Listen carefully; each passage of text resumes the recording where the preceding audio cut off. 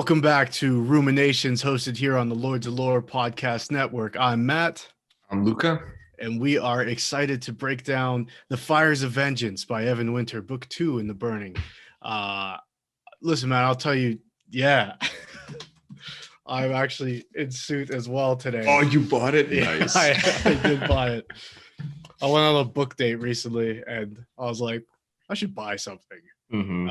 And I was like, I know what I'll buy. Yeah, easy But pick. I'm actually like, sorry, I guess we're getting ahead of ourselves here, but because I listen on Audible, I usually don't buy books unless I, for some reason, really want them.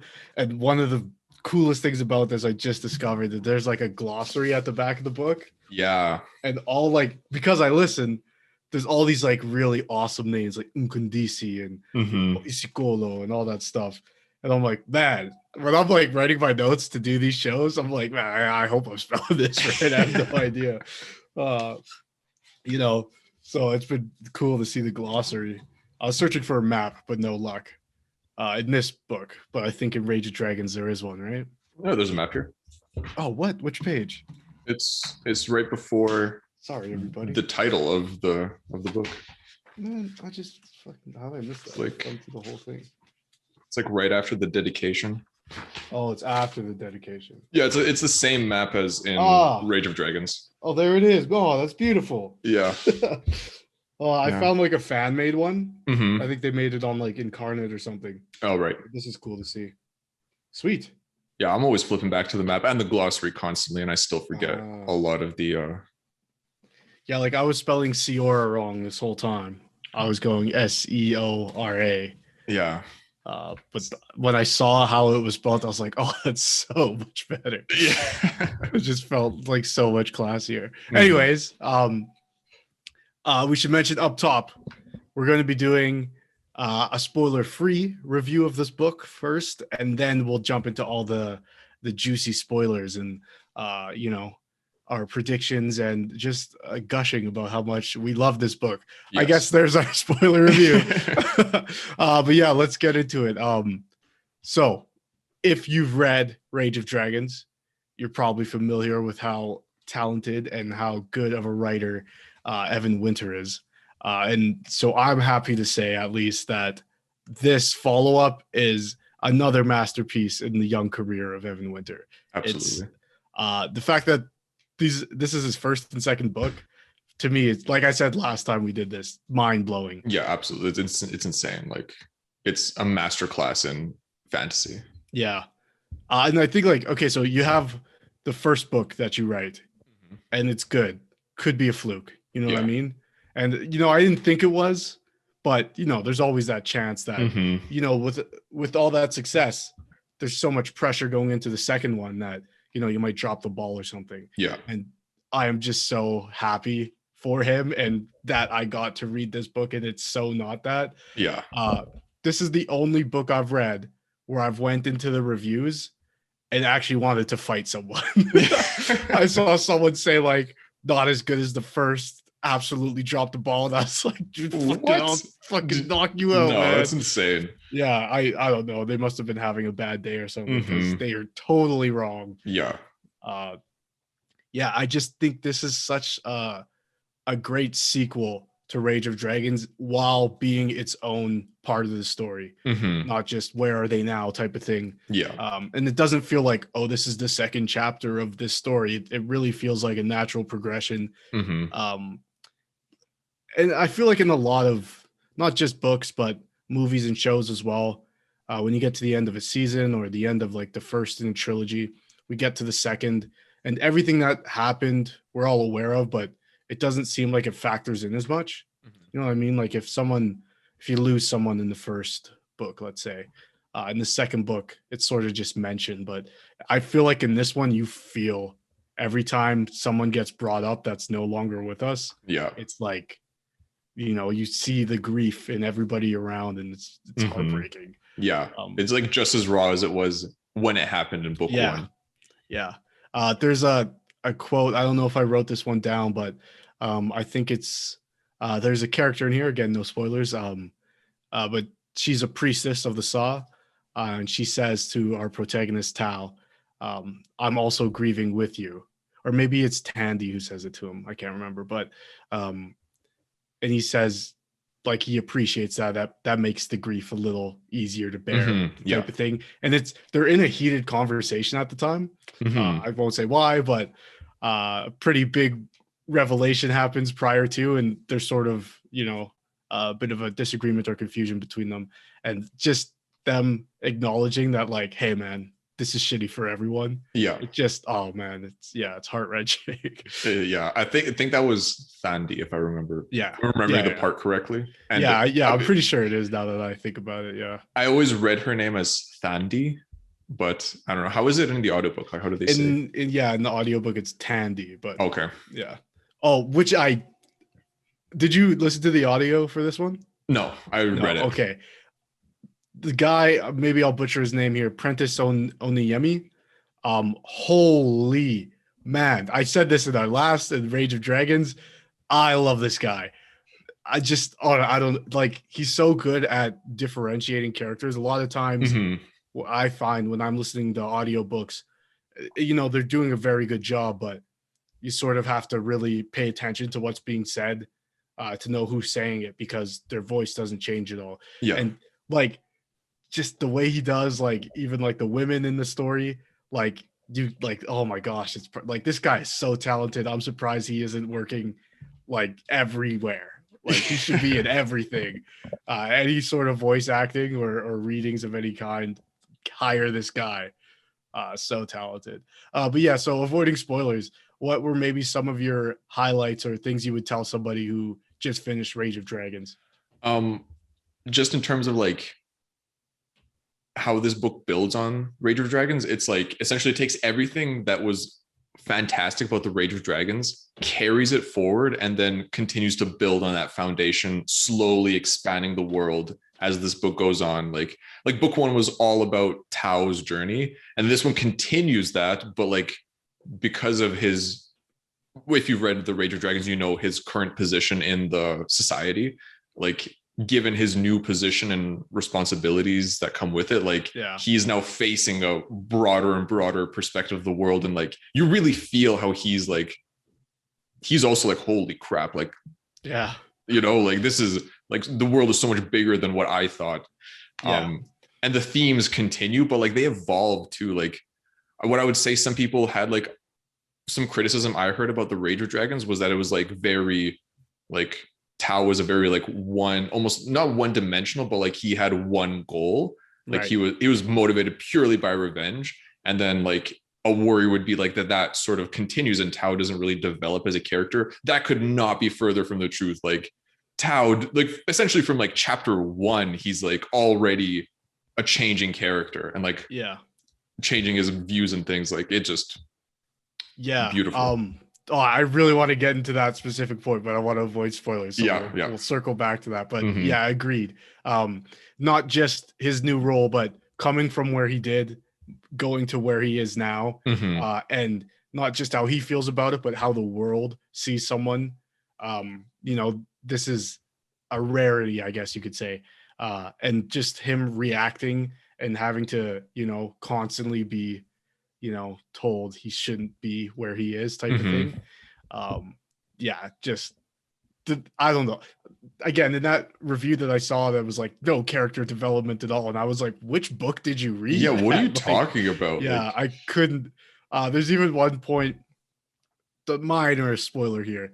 Someone says to Tao, how small is Karim, like the town he comes from? And I don't know, it's a really funny line as it happens, but like, it's sort of like a meta thing where it's like, now his world is getting larger and larger. It's not just the comment from Karim anymore. Like, he's starting to see the world as a whole, not just his town, not just the peninsula, but the broader scope of things.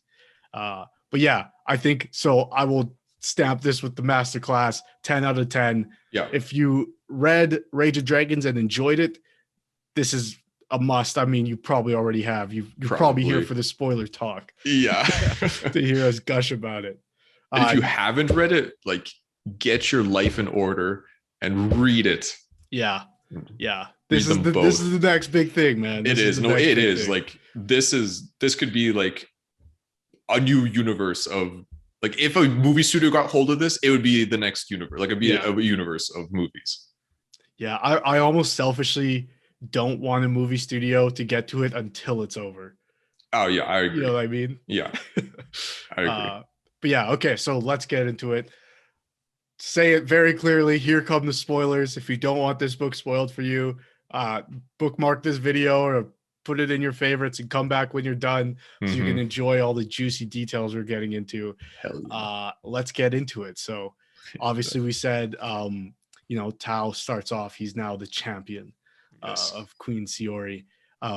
After the coup that Obasio Dilly, fucking Obasio Dilly, staged. But now they're in Citadel City, trying to gather their forces in order to take back the capital of Palm. And while they're doing that, Obasi is actively getting more people to rebel against the queen because she's a young queen, unproven, and jeopardize the the autonomy, I guess you could say, of the Omehi people.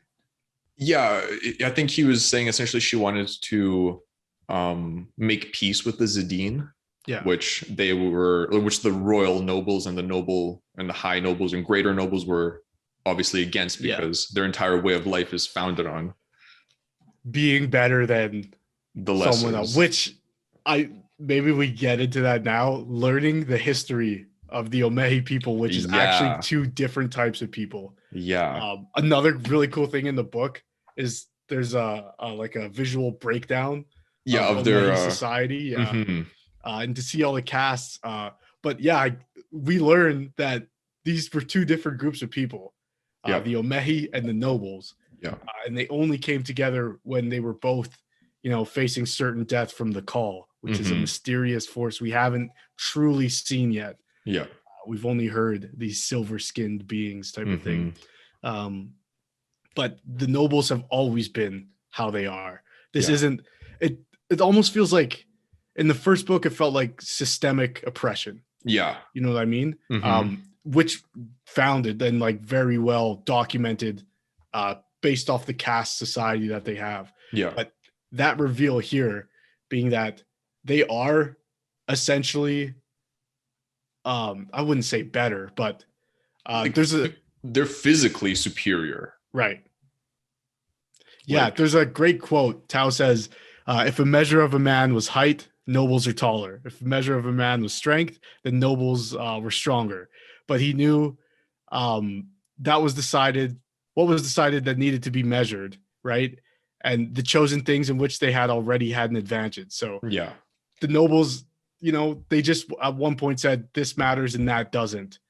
And then based their superiority off of that complex. And when you find out why, he says that before he knows the history.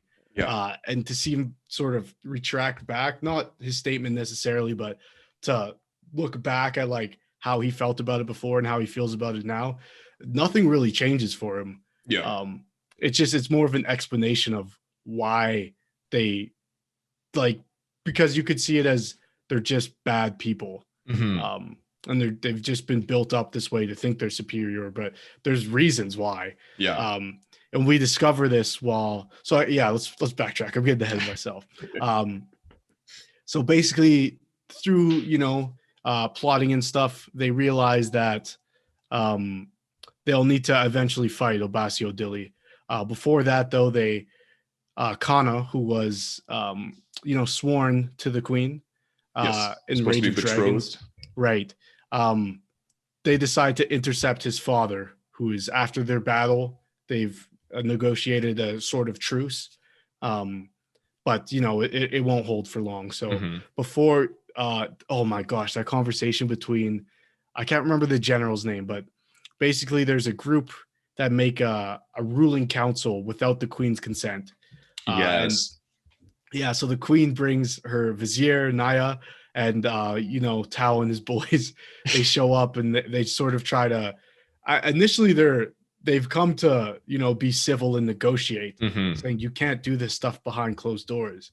I'm the queen, you don't make a ruling council without your ruler. and they're not into that. They, dismiss the queen, and there's a general there, who they're basically telling like there's no way you can win, and Hadith Buhari, who eventually becomes our grand general, but he's one of Tao's sword brothers. He lays out this plan where if they intercept the war chief, I think he's called, war chief, that they'll buy themselves more time. And in doing so, they'll have more time to go attack Obasi Odili and then prepare for the Zadine, invasion that should be coming after, the truce has worn off, I guess. And yeah, there's a great quote in there where he's basically dismissing them as lessers, saying that, oh yeah, of course you know what they would do. Like the Zadine and you are not that different from each other. You're both like, inferior to us nobles. And he says, okay, well, yeah, if that's true, then Tao, what would you do if you were, leaving after a battle? He's like, I would stay until all my men were gone. He's like, see what I mean? Yeah, it totally like backfires on that general. It's so funny. But yeah, I don't know.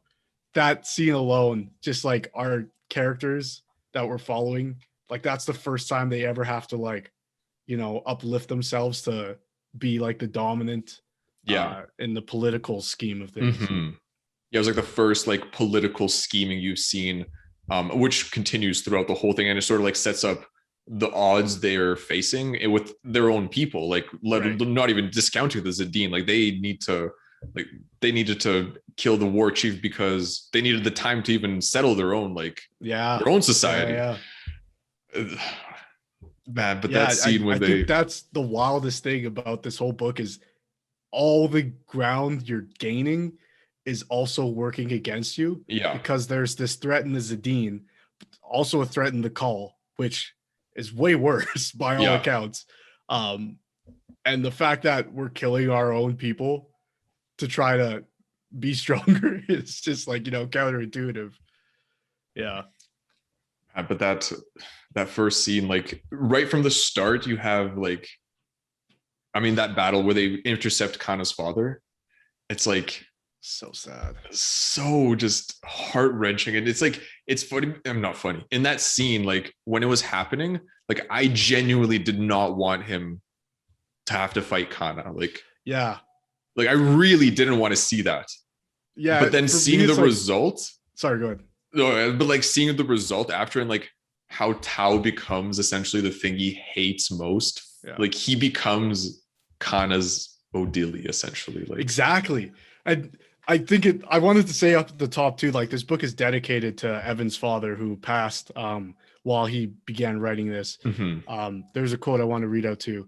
But he says, one of the most important things in life is to complete what you start. And that's from Neville Leopold Winter. The foreword read by Prentice as well in the audiobook. It's really beautiful. And obviously rest in peace and condolences to Evan's father. But in that dedication, he mentions like writing this story specifically, which deals with so much in the connection between a father and son, which is obviously true of the first book as well. Like everything he does is for the vengeance for what happened to his dad, but this book especially. And there's a line Tao has somewhere in the book that time sort of repeats itself, or the history sort of writes itself in the circular natures, to the effect of what he said. And for him to now become the person who murdered somebody else's father, like, you've become the thing you hated most type of thing. And to see like how that's like now, like, and we'll get to what that leads to. Also the enraged spear woman who kills Jayed Aim in Rage of Dragons, coming at Tao before he intercepts the war chief. She sort of, gets into his head just yelling, Jayed, Jayed. And he's like, I can't not, like, I got to go do what I got to do. Like, he says something so cold to her. She shows up yelling Jayed, and he goes, you've just killed yourself. Yeah. Like, he also says, like, right before he kills her, he's like, he says something along the lines of like you said his name like for the last time. Like, just there's so many like just lines like that in this book that just like Oh hits so yeah, hard. he says breathe deep. It's the last one you'll have type of Yeah. thing. It's like, Oh. shit. Oh yeah. Yeah. Oh, I guess we He, should mention as well.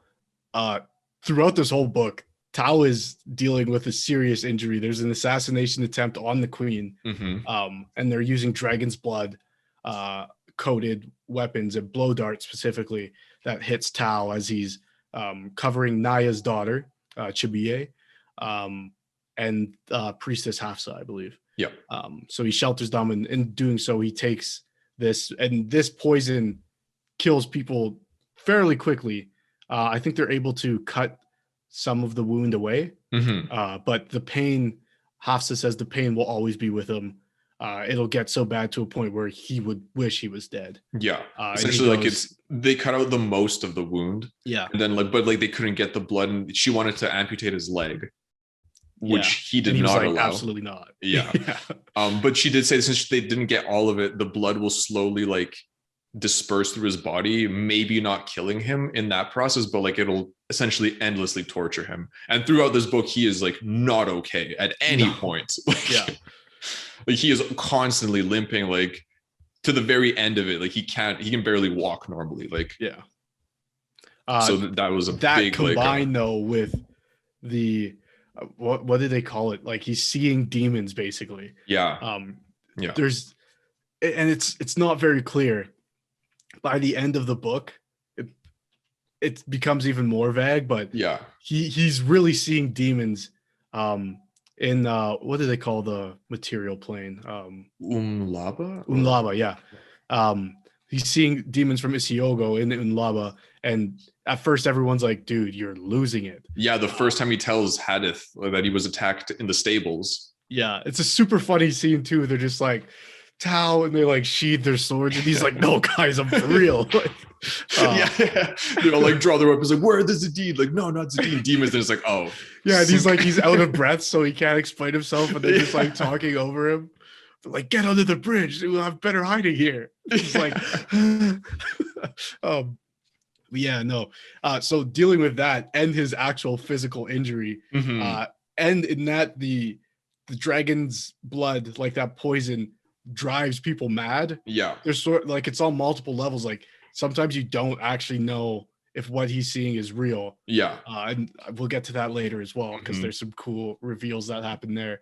But yeah, so they do intercept the war chief, and Tao wants to save Kana because we know he doesn't want to kill him, and all his sword brothers are saying we should. You know, this would make things a lot easier. There'll be even further disarray amongst the Zadine. You know, but he's the successor to the war chief, so we should kill him just in case. And he just doesn't want to because they fought beside each other, back to back. And so Kana starts to turn his ship around, and Tao's like, I don't want to do this, but I have to. And so he beheads Ochak, I think it's Ochak, yeah, the war chief, and holds his head up for Kana to see. And then Kana's men restrain him and turn the ship around, type of thing. And it's heartbreaking because, like, that's your friend, and you try to save him, but you had to kill his dad to save him so you could save your people. It's just like, there's no winning for Tao in most situations. Literally. Yeah. Plus, he was ordered to do it by his queen. Like, he was there for a reason. Like, if he doesn't kill the war chief, he'll bring their army back, and before they can even take care of Abbasi, they'll lose their capital. Yeah, it's just a heart-wrenching scene. Like, and it costs him big time. It does. It really comes back. But before we get there, so we move on then from that interaction. They come up with the plan that in order to take back the capital, they'll obviously have to entreat dragons. But the other side, Obasi's side, also has dragons, and they have gifted and entreaters. So what are they going to do? How can they be better than them? And the plan they come up with is Tao will train his sword brothers, or his most trusted men and women, to fight off the demons that would come for the gifted when their shroud fails. So obviously we know people can stay in Isiogo with the shroud, and the more power they take from Isyogo, the quicker the shroud fails. So entreating a dragon takes a lot of power. Shroud will fail, and then that's when Tao and his sword brothers show up to defend them. So yeah, that's sort of the, I wouldn't say MacGuffin, because now we know what that is from our normal show. If you haven't seen, check it out. But that's sort of their plan to win. That's their, that's the ace up their sleeve type of thing. Yeah. And oh my gosh, on the show, on the main podcast show last week, Luka, you brought up, trepidation with going into a book. And I had mentioned like sometimes point of view chapters take me out of it a little bit because I want to spend more time with the character or the main character, the protagonist, or whoever's point of view it's from. Yeah. But there is a point of view. You probably know what I'm talking about, but from Duma. And so, yeah, he's one of the. So before Duma gets selected, because Kellen Okar, who was once Tao's sworn nemesis, nephew to the last champion, he can't go into Isyogo because this is where we find out all nobles actually at any given time are actually already pulling power from Isyogo into themselves. That's why they're bigger. That's why they're stronger. That's why they think they're better than everyone else, because their blood is different.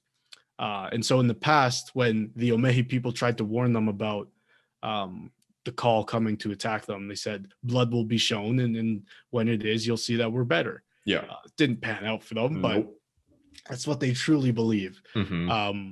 And yeah, so we learn Kellen goes and gets his throat ripped out by a demon and returns to the real world in Laba, and Tao's like, yo, what the fuck? Yeah.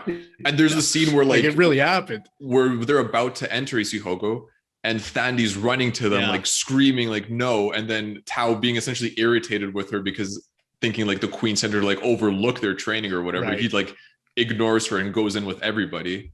Yeah. But she knew why. Yeah. Oh, so, I was so scared. I guess it's worth saying that's a secret that's been kept from most people. Like only the highest ups know that. Yeah. And Tao's trusted with that information only because he's doing this mission type of thing. Yeah. That was a huge reveal. Like just talking this thing about twists, like in book one, like it was set up, like it was clear, you essentially chalked up their physical abilities to just like keeping bloodlines clean, essentially, like just not mixing with lessers. It's like literally just like that's how they stayed stronger. But then like having this reveal also makes so much sense because like there's such a big difference between a noble, a greater noble, a royal noble, and like lessers, like physically. It makes sense why Jayed made Scale Jayed. Yeah. He believed that nobles having children with Omehi people would produce some sort of different variant, like we find out Queen Tefa, who's like the first, true mix between the two races, which is super interesting. Just the power she had, like it was worth a shot trying it type of thing. Yeah. So yeah, Kellen can't do it. So they call Duma, who was part of Scale Jayed. And at this point, this group hasn't been named yet. But we have Azuma, who is the drummer from Scale Jayed, Temba, who's hilarious and sword brother. We have Yao, Udwak, Kellen, and that's it. And Tao, and is there somebody missing? No, I think that's it. 6 of them, right? I think it was 6. Anyway, so before they go in, so after Kellen is not able to do it, they get this guy, Duma. And Duma recounts a story. This next chapter takes point from his perspective. He recounts the story of he was like, about to be taken out by 2 spear women in the last confrontation with the Zadine, and Azima showed up and, saved his life, basically. And they're forever bonded over that experience. So he's proud to go into battle, into Isyogo with Azuma. And what unfolds next is, so they go in the first time. Obviously, everyone's shocked. Since he's the newest member, they they weren't really factoring in his, like, he's more shocked than anyone else. And there's a point where he says, when Tao said we were going back in, he heard somebody, like cowering in fear.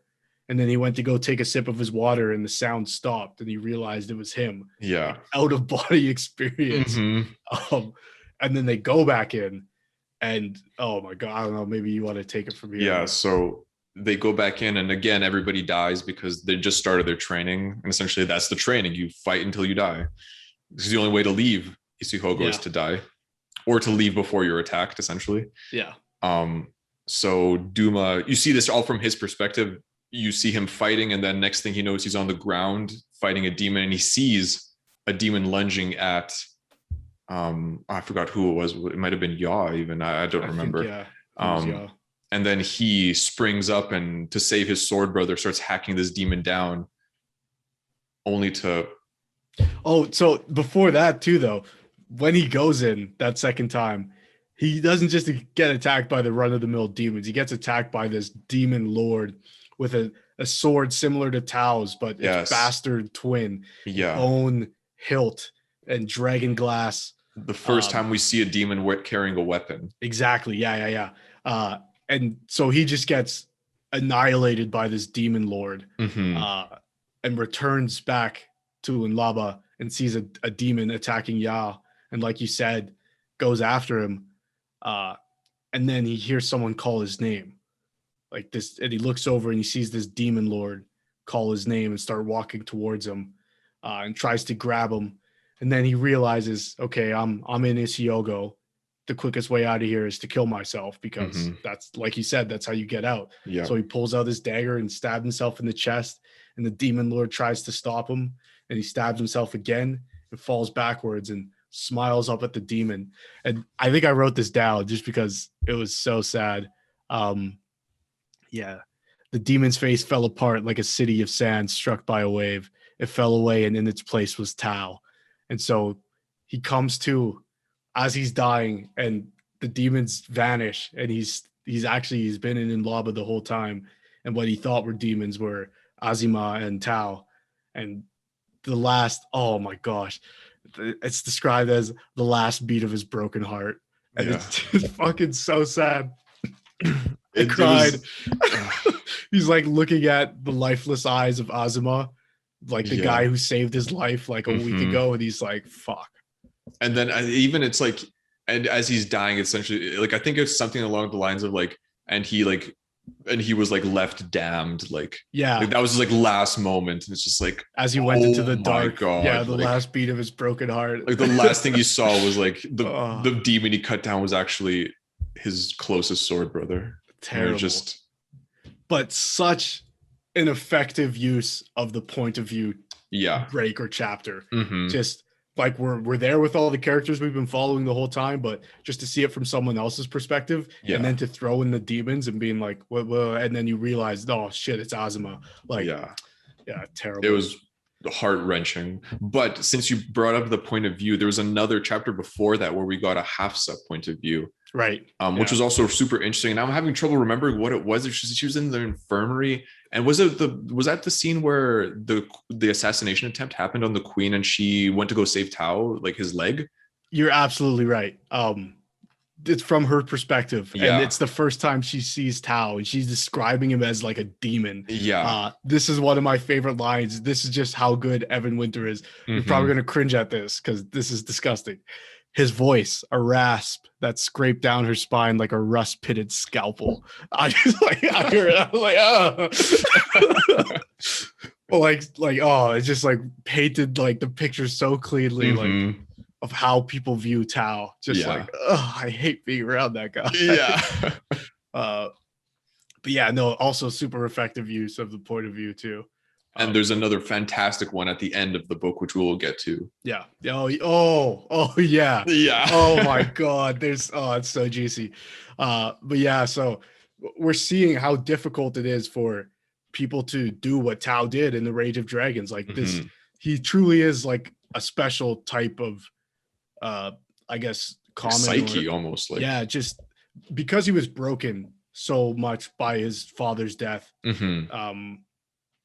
he's different, and he explains it to, I think he's explaining it to Siora or Naya, why yeah, it's Siora, but she's saying like, no, you don't get stronger by doing that in this world. He says no, like, imagine it's like you throwing a stone. I know where the stone's going to fall because I've seen the stone be thrown so many times. Yeah. It has nothing to do with my physical abilities. It's just that I know what's going to happen because I've seen violence so much that, you know, I can predict what's going to happen. Yeah. She's like, you're blessed by the goddess. And he's like, I wouldn't call it that. But yeah. So it takes a toll, obviously. And that's so I think that's where Tandy says, like, you know, I feel your pain type of thing. And so they make a funeral pyre for Azima and for Duma. And, you know, she's saying to him what they need to do to be better. And he's saying, priestess, like, or yeah, maybe it's Hafsa and not Tandy. I can't remember, but he's saying, my friends are still, their pyre is still burning. Like, can this wait? He goes, well, their pyre will burn always in the saw. Yeah, like it'll, because there's an eternal flame. So yeah, it'll in the saw. I can't remember what it's called, temple or whatever. And he says something to the effect of, but do my brothers always have to be its fuel? Like, yeah. You know, like, this isn't fair. I'm just trying to do what's right. It's fucking, why is it always my people type of thing, you know? And I mean, imagine just the guilt being like, guys, I'm bringing you two in because I trust you. You're my brothers. And they kill each other, essentially. Yeah. It's just fucking, you know, that's crushing. But I think to your point earlier, in the character development of Tao, right? His path in the first book is totally just revenge. But yeah, the second book is dealing with what the effects of devoting your life to one singular thing. This is where it gets you. You know, you can't do that. That's why you lost Zuri. That's why you lost Jayed, is because you were so singularly focused that, you know, you put people you loved in jeopardy, you know, by just being selfish, I guess. Yeah. Yeah, exactly. It was like literally like the selfish desire for revenge over anything, like at any cost, like to the point where he was ready to chase down Odelia instead of saving the queen at the very end of book one. Exactly. Yeah. Whereas this is like a complete, like, I don't know, like a 180 turn on, but like he's like changing. Like he mentions, oh my God, what's his name? I can't remember. His friend that got burnt by dragonfire. Jabari. Yeah. Like, at the very end of book one, when Sioria comes to see him, I always said her name, I've always read it Sioria.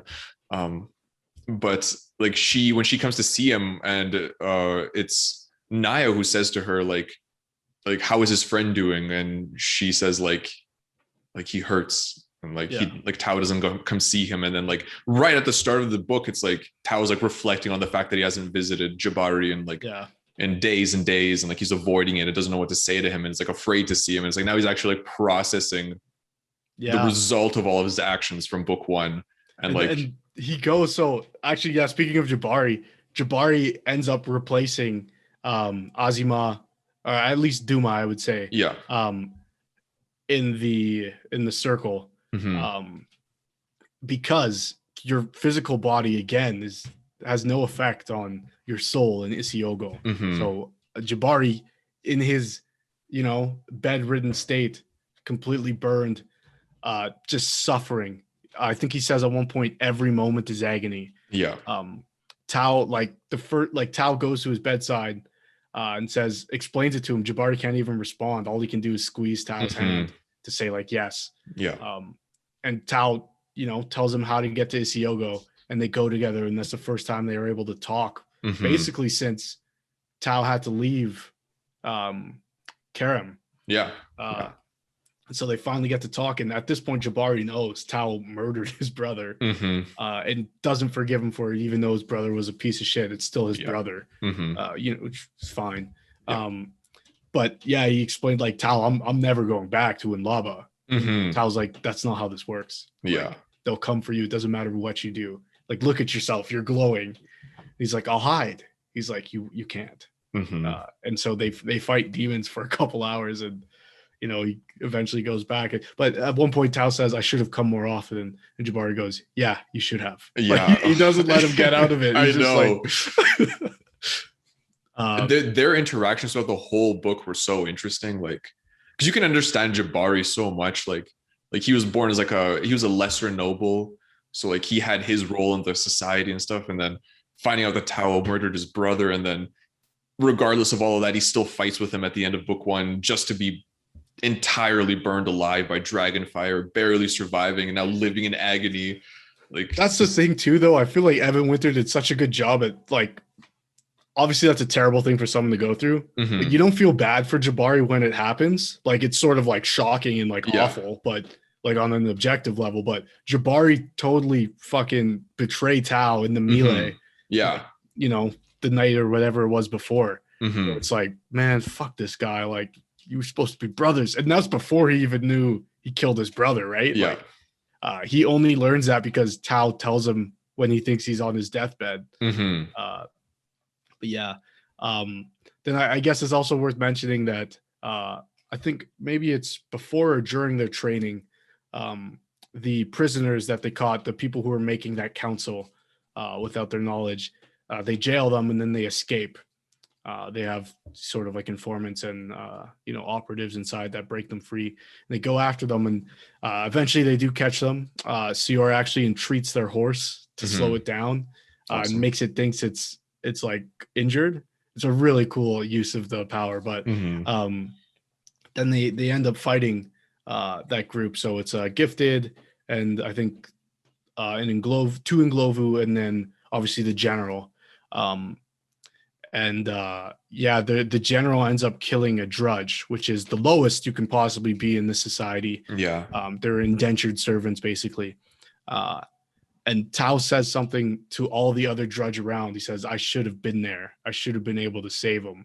And I think that's like the first part of the book where we're like, it's no longer just like, fuck that guy for what he did. It's like, I need to be better. Like I have responsibilities on me now that like, I'm letting people down with my, rash decisions in combat and just in general. Yeah. But yeah, no, I'm glad you brought that scene up because I totally forgot it. Like that scene was so powerful because he saves the old man first, right? Like he fights, and then he like says to them all like fight the nobles, like fight back, and then only the old man, like essentially he saves Tao's life almost like indirectly by attacking one of the nobles from behind.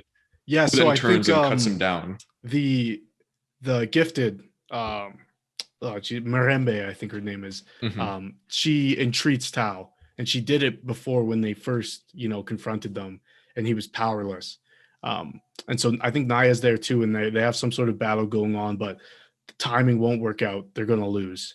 And the drudge, the old man, comes and smashes a barrel over Mirembe's over the Gifted. Yeah. And then he puts himself in between the general and Tao, and the general just kills him because he can, basically, because he's angry and he's a drudge and he knows it won't matter. And I mean, obviously that's a terrible thing, and Tao doesn't take kindly to it. But yeah, cool thing too is when Tao shows up in that sort of grain field and comes face to face with the old man for the first time, the old man looks at him and goes, "Ukufa? Like, are you the devil?" Like, just because how scary Tao looks. And he's like standing like very still. But then like when Tao speaks to them and like, makes them feel as though they're human because they are. Yeah. That's when they finally, and then he offers to like burn the old man, and they're like, "No, please, we'll handle it. Yeah, we'll take care of him." Yeah. And then even sad. When they say it, like they're like the drudge themselves, like when they come out of the grasses to like surround the old man, they say like Tao is like saying how it's like a shame that he died, something along those lines. Like he wants to burn him as like a soldier, and then they say essentially like they're like even the drudge themselves are like, but he's a drudge, like he asks like what was his name, and they go, "He's a drudge." Yeah. And Tao goes, "Drudges have names," and they go like, "Please, we don't want any trouble." Yeah. It's just like you just see how downtrodden these people are, like just so much weight on them from obviously being at the bottom of the society. That's terrible. Then we also learn later on, but on a similar vein, I think it was Tandy's one of her brothers. Yes. He had some sort of disability. which landed him in the role of a drudge because he couldn't be in the Hashi. Yeah, he was too weak to be a soldier, so they sent Right. him to work in the fields, which he was obviously also too weak for. Yeah, and he dies, and they don't find out till 2 years later. Yeah. Or maybe she said 2 seasons, or I think she said 2 cycles. I think so 2 cycles, like okay, 2 years. Yeah.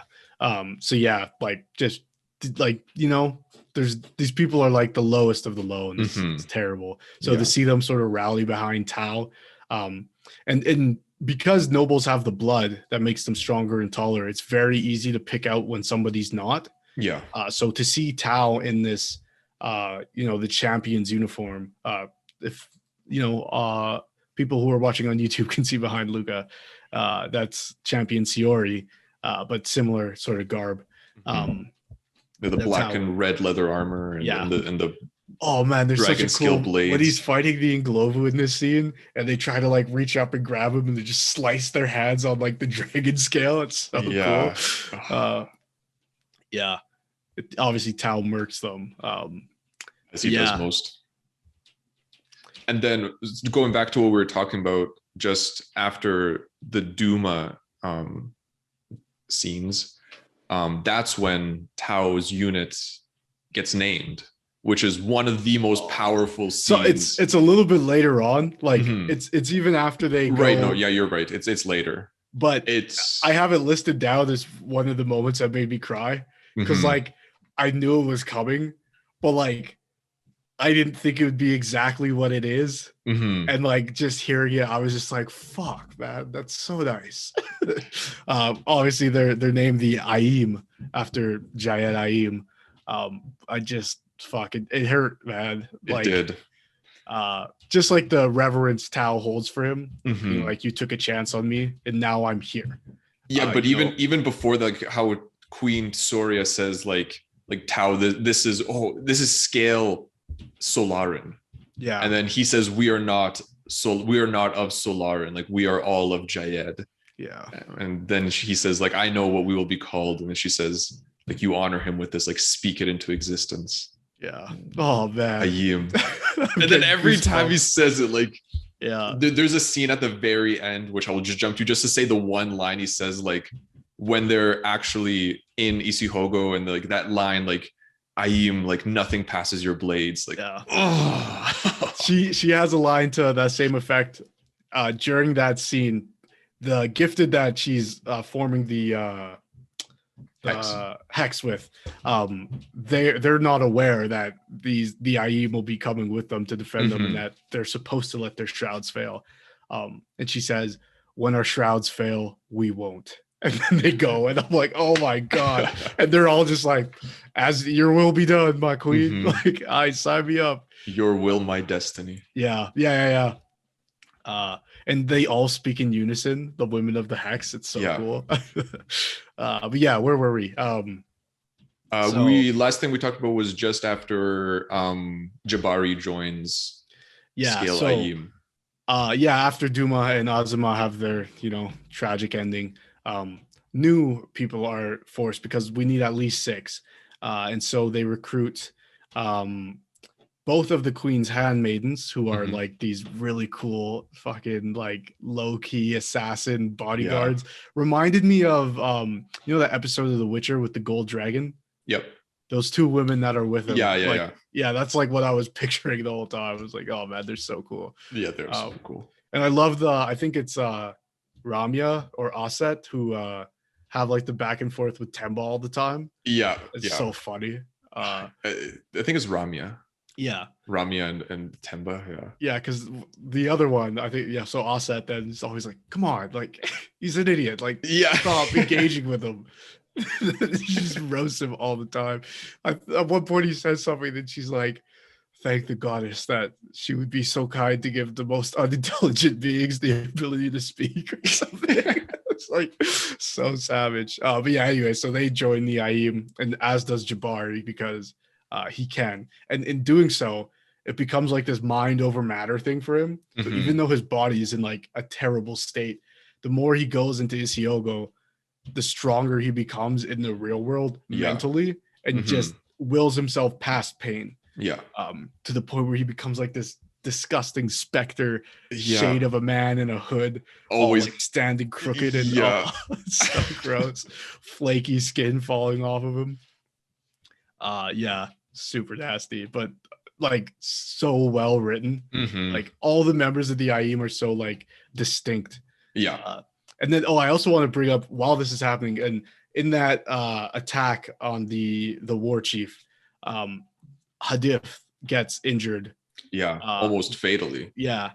He gets his lung punctured, and they Is have it to by the Ingonyama? It is by the Yeah. same one that is yelling Jayed. Yeah. So they have to like snap the spear off, but keep it inside him and like cart him back to Citadel City. And when they come back, Udwak is like losing it. Yeah. He's like, "Where's Hadith?" And like throwing people, like just barging past people. And then you like through that you find out like they're actually, you know, in a relationship. And that's where that line, "How small is Karam?" Because like Tao didn't realize. Yeah. And Temba's like, "Come on, man!" Like, you know, I was always teasing him about going to like the bathhouses and like, you know, becoming the Queen's champion so he could perform his duties. Like, you didn't get that. Like, but yeah, it's super nice. I thought it was like, not that, you know, that type of relationship has to be subtle, but I think it was a really cool thing for Evan Winter to put in, and put it in being like us as the reader too, like, oh, you didn't notice that? Like, yeah, not, you know, homosexual relationships don't always have to be like over the top, you know, spilled out, because you sort of run into like queer baiting a little bit if you playing too much into it. So just to have like a healthy, normal relationship between these two men was like so nice to see. Yeah, just being like, yeah, those are two dudes who were in a relationship. And the way like, the way Tao finds out, it's like them being like, yeah, they got serious like after the melee. The melee, yeah, when Uduak was injured. Yeah. And then Tao was like, "What do you mean serious?" Like, and then he like looks at them and they're like holding talking, wrists. They're like holding wrists and like talking really softly to each other and close. And then was like, "I have no problem with it. I'm just saying." That Tao's like, oh. Yeah, he gets like defensive. He's like, "No, I'm not saying." Like, Tao's like, "What are you talking about?" Like, he's just like totally over his head. Yeah, it's awesome. Yeah, I really Matt Udwak is probably like one of my favorite characters. Agreed. Prentice, the reader, does his voice so low and deep. Honestly, like reminds me of like Ochi a little bit. Is a friend of ours. But yeah, just his super low voice is just awesome. And like the difference, like Hadith is like very like nasally and high, and Udwak is just Hadith, like so low. It's so awesome. Yeah. So obviously they go after they start training with the Aim.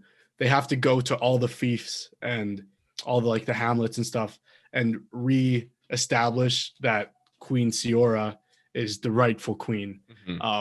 Which, oh my god, we'll get to some juicy stuff. But obviously, so we didn't mention this, but Obasio Dilly is using Queen Siora's younger sister, you know, as like a front. That's how Ciora feels about it anyways. Yeah. He's using her sister to assert himself and sort of like abusing her trust and making her believe things she wouldn't otherwise believe, because how could she? She's my younger sister. I love her. Yeah. Which we later find out is not the case at all. There's definitely a relationship between Obasio Dilly and a genuine one, which humanized Obasio Dilly, which to that point is just a terrible person in the eyes of the viewer. And at that point, it's like, oh, he's a bad person, but he's not just inherently evil. Yeah. He has his reasons. And we'll get into that, I guess. But so yeah, they have to go get their army, I guess. They have to get all these what are they called? Mbusi, or the leaders of the fiefs. They have to get them to like swear to Siora so that they can have their attack. And eventually that attack happens. And wow, that was like one of the most cinematic things, like just dragons fighting dragons. And everything that's happening. Obviously we mentioned before the scene with the Aim actually performing what they've been training to do. heart-wrenching scene. Yeah. So unfortunately, Naya, who's the vizier to Queen Siora, she unfortunately loses her life here. And throughout the whole book, she's been like this sort of like Pain and Tao's side. They don't see eye to eye, but ever since he saved her daughter from that blow dart, she's, she gives him the benefit, not the benefit of the doubt, but she doesn't outright, push him to the side. Discredit him, yeah. Yeah.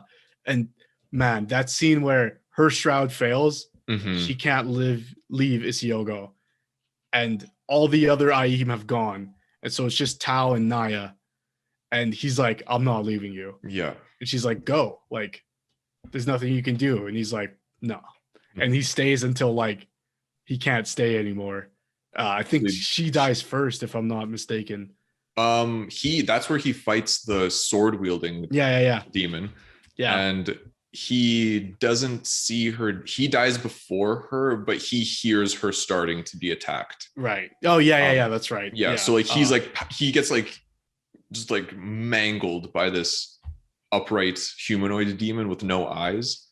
Right. Just like one of the most scary, like no eyes and like holes on the side of its head, so it, like where its ears should be, and like horns, just like huge with like a giant, like what's called like a bastard sword made of dragon scale. Yeah. Like, and he like moves faster than Tao can.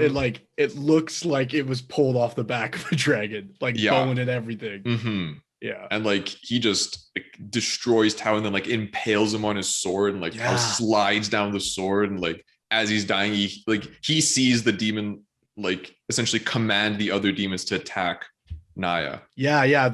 All those demons hold back when this one shows up, and he like tells them like, like, and then and that scene, like it's when he shows up, Tao is like this is a duel between us, right? Like that's what you want. And then like if I win, and there's never a response from the demon. He's just it just standing there menacingly. There's a great line from Naya, and she says to Tao, "You'll keep your promise, right? You'll watch over my girls, you'll protect my girls," and of just fucking waterworks, dude. I was like, no, don't go. Your promise, champion. Will you keep my girls safe? Obviously he says yes, but just, oh man. But even just the way that happens to Naya, how like Siora herself has to pass the entreatment of the dragon to her because she's the last one left. Yeah. And you have to watch the hex like fall apart because Abasi sent his own entreaters to sacrifice themselves. Oh my god. Yeah, like, no, not the entreaters, the fucking, what are they called? Just gifted? Yeah, edifiers. Edifiers, yes. So they can travel through Isiogo while their body stays in the same place, but they can travel to where Tao and the Aim are. And then at that point, they start pulling energy and so they're basically like, I think they're described as like fanatics, in that they're just willing to die for this cause, which is how the caste society works, especially for the gifted. They're sort of like, there's no wiggle room for the gifted, really. As soon as they're discovered as children, they're like taken and taught how to do what they need to do. Even like the ones we see in the hex with Siora, she tells them like, hey, listen, your shrouds are all going to fail and you got to be okay with it. And they're like I think it's described as like there's a tiny bit of awkward shifting. And that's it. And they're all just like, okay. And even in Isihogo, when the first member of the hex, her shroud fails, like, and she knows that once they all survive, they'll fill her with the entreatment and make her be the one to sacrifice herself, and she still stays. And then that's one of the main things like Tao notices, like wanting to save her specifically because the first person whose shroud fails is like, you're for sure dying. The rest of them you might get out if the mission's complete before, but the first person to it's a guarantee that you're not going to make it, and they don't panic. They accept. And so it makes sense why these edifiers would come and then glow gold, bringing the demons to them so that it's more concentrated and harder for them to keep there. So a lot of what Obasti did was genius. It's just he's on the wrong side of the fight, so you hate to see it. But obviously that battle's just wild. From like I think they're saying like, okay, Obasi realizes like because he at one point um, hangs all the edifiers that were working in secret in Palm City, bringing back information, um, and he hangs them in front of Queen Siora and Tao and everybody, and so they have to change their battle plan because they were probably tortured and they learned and now they can't communicate and get the doors open and stuff. Uh, and so they're telling this one, I can't remember his name, but they're telling him like, okay, you go get this and go get those people, make sure they come back here. And he goes, right, I'm on it.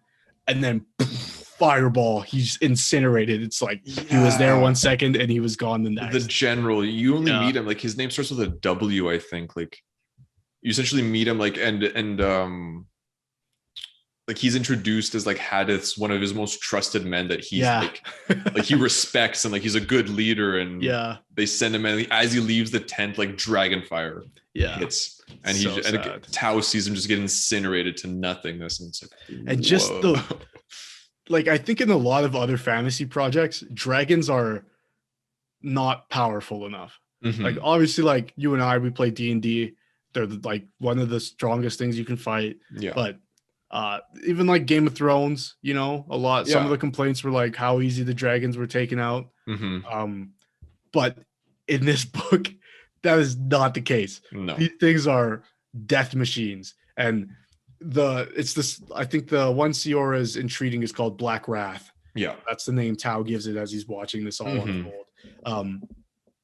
You see it like claw another dragon, and its blood spurts out across like this battlefield, and everybody there dies. Just incinerated by the boiling blood of this dragon, and the fumes that it creates are toxic, and you just see like men like coughing in and dropping dead, like boiled from the inside out. It's fucked. So horrifying. And the way the dragons are described fighting, it's just like the way Black Wrath like kills the first dragon, like tearing into its throat, like ripping its head off, and like swinging its head and all that blood spurting, and then like it burns a dragon. It burns a dragon. And I like going back to the very beginning of the book. There's a scene where Tao goes into Citadel City, like in the keep, and that's where they house the baby dragon.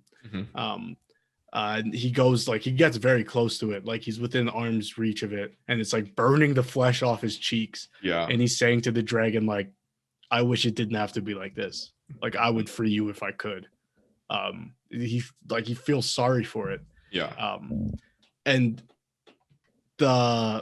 he describes it, I think Zuri initially said it, but it's a blight on our souls what we do to these things.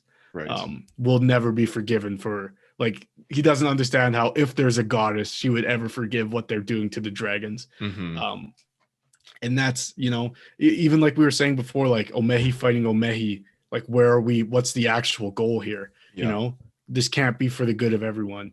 And to see these dragons forced to fight each other where they obviously normally wouldn't, it's so fucking sad. And like how they take they're intelligent creatures, like they take their minds and like influence them to do whatever they need to do. Like there's even the scene where right before Tsuria's like shroud fails, where she says like she is essentially, even if she dies, she's influenced it enough that it'll do what she wanted it to do no matter what, like even past her death, like, which is just so horrifying, like to these intelligent creatures. Which goes back to I believe it wasn't Queen Tefa, but it was her mother. When they were running away from the call, that's where we fight the world burns comes from. In that she entreated a dragon for days. Her shroud lasted days, and she was completely in the mind of this dragon that when she died, eventually dying in the Siogo, the dragon kept doing, like, just kept destroying that piece of land and any of the call who came near it for like a month later. Like that was its singular focus. And there's a part of the world people still say today, still like covered with like rivers of fire and you know, scorched land. And if you go there, like you'll die because you can't breathe. It's so cool. Super cool. But and sorry, go ahead. No, I was gonna say, do you have any more comments on that, like battle scenes, like those? Oh yeah, there's another like it just again painting the difference of classes and Mhm. castes in the society. Oh yeah, Yeah, I to just how like remembered it. they start infiltrating Palm City, and then Noble, um, he doesn't want to be killed by the invading force, Mhm. which they probably wouldn't have. But I can't remember what his role was. Maybe he was part of some sort of army, but Oh, he was just a guy in a house. yeah, and so they come in, and he has like maybe I guess it'd be like a drudge or a common Yeah. who's indentured to him, and a blade around his neck, Mhm. um, and he's like, "Let me go, or else I'll do it." And I can't remember what the conversation was, but he just ends up doing it anyways. It's because like I think there's no he's essentially saying like if you come in, like if you try to attack me, I'll kill him. And then like Yeah. as that confrontation is happening, more nobles come into the house, and he thinks that since the nobles are there, Oh, he's safe. So then like yeah, he yeah, yeah, laughs and like cuts the boy's throat. yeah. So yeah, in Glover from the other side, they Yeah. come in and they're like, "Oh, like what now?" And he's like, "Ah, fucking," kills the kid. Hmm. And then the rest of the scene is like blacked out, like Tao like doesn't remember what happened. You just remember Udwak saying, "I think he's dead," Yeah. and Tao's like, "Who?" He's like, "Him," and it's just this bloodied corpse of like a pulp, basically. Like, and it Oh, I goes back to remember. I remember that exact thing he said, but it's not there that he said that. Actually, no, it might have been there. I might be wrong. um. There's a couple Yeah, yeah, pulpy corpses. yeah. But yeah, it goes back to that first thing we were talking about with the drudge, like the old Hmm. man being like, I Yeah, should have been able to save him, but yeah. we hesitated. And like, and it just showing like that, again, that superiority complex from the Hmm. nobles being like, I don't care about this kid. Like, Yeah. just for no reason. Hmm. Like, yeah, And he just terrible. laughs, like he laughs when he does Yeah. it. Like he And says, like thinks that he's like saved now that they've come, and so he laughs and cuts his throat. Like you're next. Like I that's think the he also attitude. describes like he remembers the noble pissing himself as like when all the other in Globo were already dead, and he was Yeah, like, he yeah, specifically said he saved him for last, and then he says he yeah, remembers him like begging for his life and pissing himself, and then yeah, yeah. And I think there's a line too of been like, you didn't grant the same mercy to the kid. mhm. Yeah, before he fucking goes to tallow this guy, Yep, which good, fuck that guy. absolutely. But yeah, that sort of raid scene, and then I think this is what you're talking about before. We get the switch point of view to Princess Essie, or Queen Yeah. Essie, as some would call her, um, and we see there in that she actually does love Obasio Dilly, Hmm. and the reason being is because she's never felt part of her family. Obviously, her parents died, as Siora explains to us earlier in the book.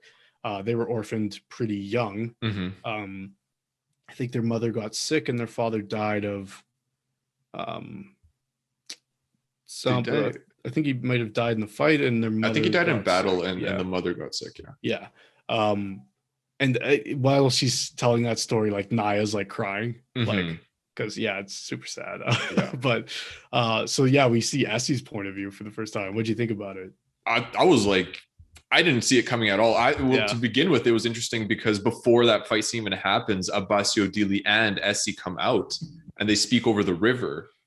And you get a taste of like Essie's actual personality. They're like her actual feelings about this whole situation, yeah, where like she is not like she is confident in her position as the true queen. right. And then when you see her point of view, and like, no, obviously you like it's all set up since we're only seeing Tsiori as like what she thinks is happening. So it's like, oh, it's like a young girl being manipulated by the older nobleman. Like, Exactly. Yeah. but then when you see them together and like they're actually genuine feelings and they're in a relationship, and he is truly her champion in every sense of the word for their culture. Yeah. It didn't make me feel bad for him, but it definitely like it was like, oh, okay, like this isn't just Yeah.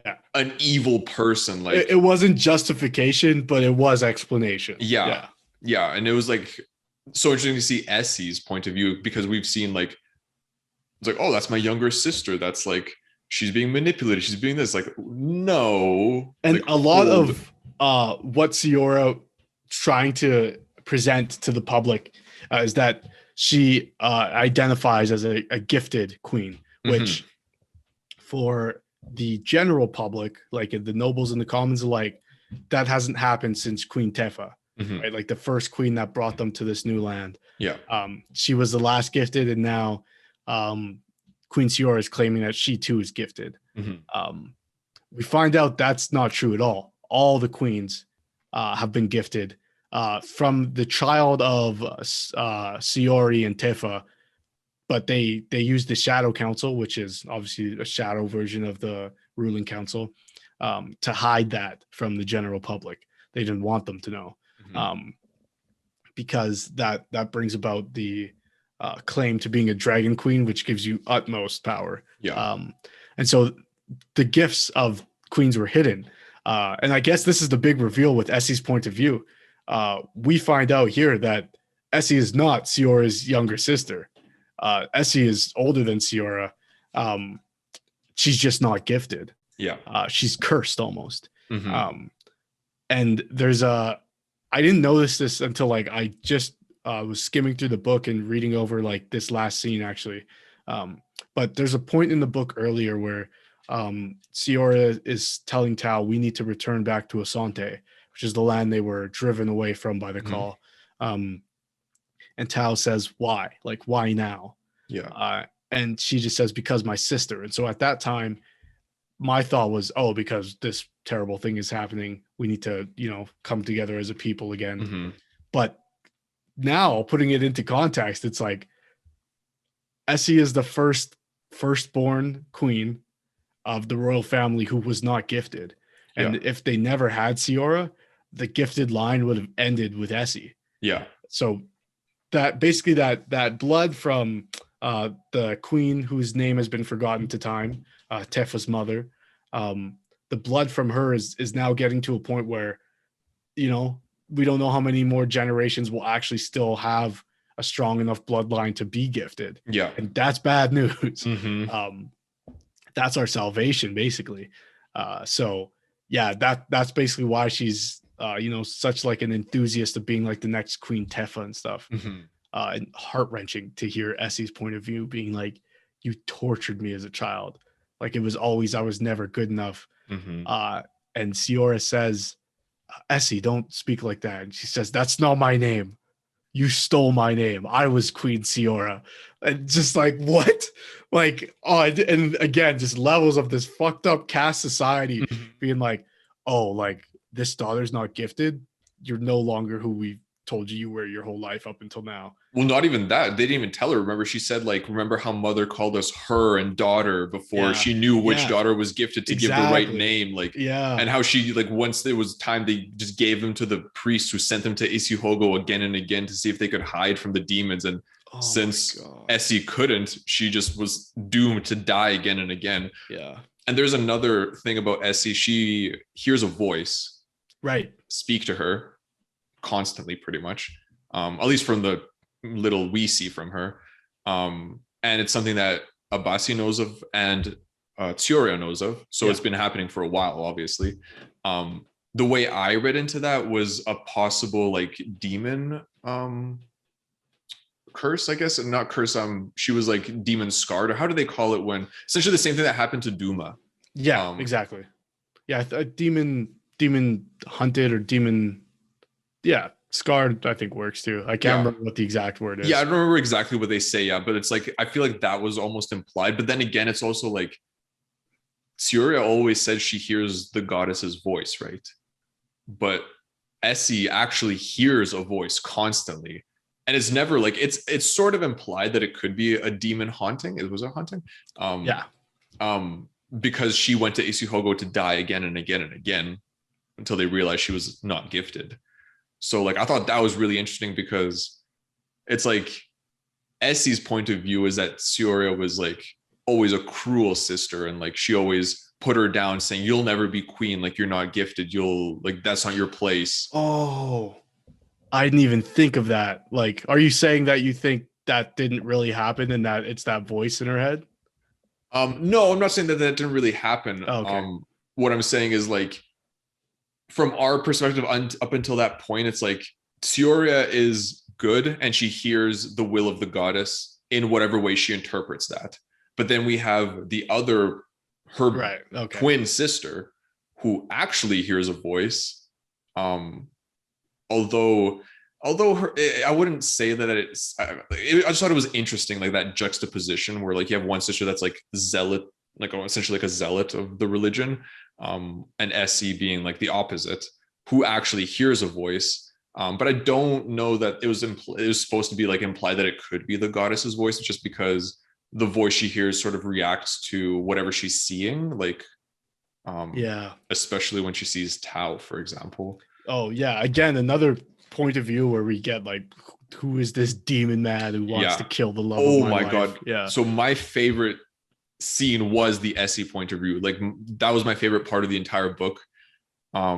From the point where essentially Essie and Abasi are in her room and hear the palace broken into, and like how she describes like the soldiers, like the less, like more lessers than she's ever seen, like come into her room, and then she says like, and then 6 demons come in, which is the Aim, and she like individually describes them like one at a time, and then like what killed me was like Themba come in with like a broad smile, making fun of the like the royal guards and stuff, like what a guy. And then like the biggest lesser she's ever seen, like Uduak, and then like then like the specter of Jabari, and then like and then the limping like demonic leader of them, like Tao, come in. And he's like the dragon blood like poisoning his legs, like all limping, but and he's obviously he's furious, like he's finally made it to like the man he's been hunting this entire time. And she describes it too, like he's begging the queen, like, I've done everything for you, let me have this. And by far my favorite scene was the duel. So to put it into context, in that scene when finally they take Palm City and Tao is essentially advancing on Abasi, about to execute him, Abasi says, "We surrender and I'm weaponless," and Tao says, "I don't care." And he's about to cut him down, and then Hadith tries to stop him. He ignores him, and then it was either Ramia, I think, who says, because Essie recognizes Ramia and what's her name? And they Asa and Ramia, they show up first with Hadith, and Hadith is like, you, like he says to Abasi and Essie, you need to shut up, okay? I'm gonna try to protect you guys, but it might be out of my hands. The reason being, there's a quote, I think it was from Duma, but he's talking about Tao. The thing that made the new champion the most frightening was that, as best as Duma could tell, there was precious little to be done if Tao ever got it in his head that someone had spent more than enough time living already. I don't know. That guy doesn't like you. It's fucking over, dude. There's that scene, like Essie says to Ramia or Osset, like stop him, and then they say like nobody can stop him. And then it's Siorio who comes in and says, essentially like, Tao says, "I've done everything you've asked of me, like now it's like time to get what I want." And she's like, "What do you want?" And he says, "I want to fight him to the death in the battle ring in front of thousands of people." And then Obasi's conniving self says, "Okay, well, I'll take your blood duel, but the winner of the duel is the true champion, or is the champion of the true queen." So basically, whoever wins. That's what Essie says. Oh, right. Yeah. Essie thinks like it, I love that scene so much. Oh no, Obasi's like, no. No, he's not like he's like not reacting. Then Essie is the one who like gets it in her head, because this is all from her perspective still. And knowing Tsioria's personality, she says, "Yes, I accept the duel, but the winner will be the champion of the true queen," essentially trying to challenge her. And then she says, "Fighting with one sword, bronze, no guardian blades, and with normal armor, like bronze armor and bronze sword." And then like she challenges her, and then she's describing like, and Tsiori, like to her personality, like gets angry, agrees, doesn't think about it. And then she's like, "In one stroke, I've saved myself, I've saved Abasi and the kingdom." And then she looks at him and says like, and she says like, his face covered in despair and defeat and death. And you're like, whoa. Yeah, it's just that meme is. And then the duel also happens, the entire duel from her perspective. Yeah. Oh my God. Yeah. So explain the duel if you don't mind. Yeah. So the duel essentially, like from her perspective, like she sees Abasi standing there, the love of her life, the father of her child. And then she describes like, oh, it just makes the end so much worse. Then she describes Tao coming in like the limping demon, and then essentially like, just the way she describes their fight, like the clean stroke of Abasi that clearly will take his head off, and then he just like essentially like lazily like moves back, and like she can't even understand how he missed, and it's just like the way he's just like limps around him, like playing with him. He takes his back once. He can like essentially end the duel. It goes back to that. Sorry, but it goes back to that. Worries. I've seen the stone fall so many Yeah. times, and just like people not being able to comprehend, like that should have killed him. Yeah. Why didn't it? Just I've seen it too many times. And if you think about who he's fought, like what he's killed, he killed an Ingonyama, an enraged Ingonyama at the very start of this book, essentially effortlessly, with like the brunt of that dragon blood poison still in his leg. Yeah. Like, and then like Abasi is nothing at this point. There's a quote from Tao. There's two. I have died more times than days I've lived. And pain lost its hold on me a million lifetimes ago. It's just like, oh my gosh, dude. But yeah, continue. Yeah, so essentially he literally from Essie's perspective just toys with him, like makes fun of him, like, and she sees the lessers cheering and like like loving the essentially the spectacle. And then that's where you get a little taste of like her view of their society, where like she very, very much looks down on lessers, and like she finds them filthy and disgusting and like low lives, savages. And she's like disgusted with them cheering and all that, and the spectacle. And then she runs to Abasi as he's essentially like almost cut down, like he's exhausted, he's bleeding, he's on his last breaths type of thing. And she runs to him and like she starts beating on Tao's back, and Sioria lets her go. She says, let her go. Yeah. And she's like beating on his back, and then like they talk for a bit. Like she calls him a monster, and he says essentially like, I'm a monster because I don't let you do what you will with my life, like because I want to have like my own autonomy, like I want to be a person in your eyes, not just like a thing. And then it's that line that I love so much. I mean, it's horrifying to say that I love it so much, but it hits so hard where she's like, he's going to be a father. And then he turns to her and she sees like, at that point, he's not a demon to her anymore. Like he's lost the demon visage. Like he looks like a person. His eyes aren't even red anymore. And then he just says, no, he won't. Yeah. Yeah. It's so savage. Oh man, look, but it is like, again, because we're looking at it from Essie's perspective in that chapter, it's fucking heartbreaking. Yeah, this dude, and he's like you said, no longer a demon, he's just a man now. Just no, and then he walks away. Yeah, like cold as ever, and then and she comes up to him. Then the thing happens, and she plunges a dagger into his chest because it's no way to end his pain. Yeah. And she misses his heart. Oh my god, yeah, she does. Oh my god. So she has to pull it out and stab again and gets his heart the second time. And then she enters Isihogo and draws in the energy. And Tao goes in to save her, or to witness at least. Yeah, I think initially he goes in just like instinctively.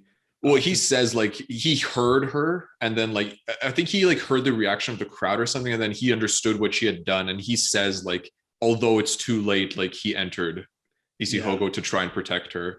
And then he sees two souls glowing. Yes. Like just terrible. That's the scene that made me think like, oh wait, this might not be just a demon haunted. Like there's something else going on there. Like, well, so I saw the second soul as like the unborn child, basically. Oh, okay. You see, the reason I didn't see, okay. No, yeah, that is true. I didn't think of it like that. I thought of it as the voice in her head, like that second soul, but that makes a lot more sense actually. I don't think it could be both. Like I think there's something there with the voice in her head. Because I think in a lot of times in like when you get into a fantasy setting, or even a setting that just takes place in like a less modern, people with a less understanding of mental health, a lot of times psychosis and stuff like that will be painted in that way. Yeah. Like there was a voice or a demon in my head, or I was cursed by the Jinn or whatever. Yeah. And so I think it could be that, right? But we're also in a fantastical world where demons are real and accessible. And someone who's been thrown into Isiogo will be haunted by demons. Yeah. The way Tao is, even being the strongest among the Aim, the most experienced, even he has to go through his day every day, seeing things in corners. And, you know, like, so for her, especially as like a young child, he did that when he was like, you know, a young man. Yeah. She was a child. Already a blooded warrior at that point. So for her, I think it could just be demon haunting, but you know, I'd like to think there's more there in that, you know, we saw the demon lord and we know of Ukufa. So, you know, I don't know what that could be, but yeah, I think it'd be a cool, obviously, like we won't see Essie's story play out any further, but I think it would be a cool thing that like Siora hears the goddess Asante and or no, sorry, what's the goddess's name? Can't remember. But then, you know, Essie hears Ukufa instead. That'd just be like a cool dynamic. But of course, obviously, we won't get to see it play out. But yeah, Ananti is the goddess. Right. But yeah, no, that ending, because again, we're seeing that from Essie's perspective.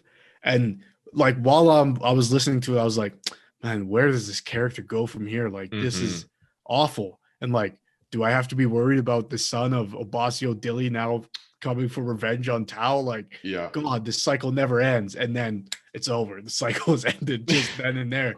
And watching Siora, her little sister or her sister at any rate, and who she loves.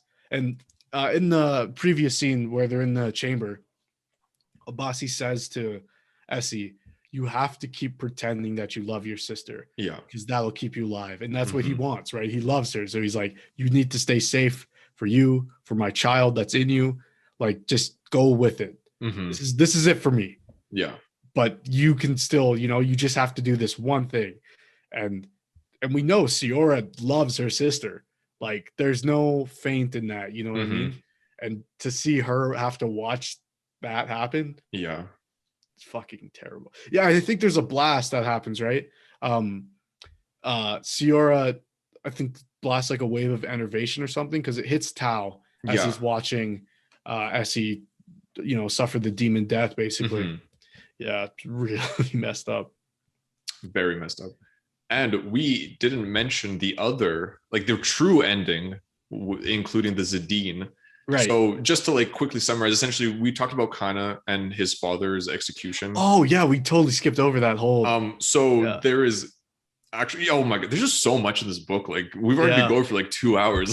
There's just so much to talk about because we did talk about Tao's mother. Oh my gosh, also devastating. Yeah, so horrible. So Kana comes back on his own revenge mission, which, I mean, and again, master writing by Evan Winter, because you want to be like, Kana, fuck off.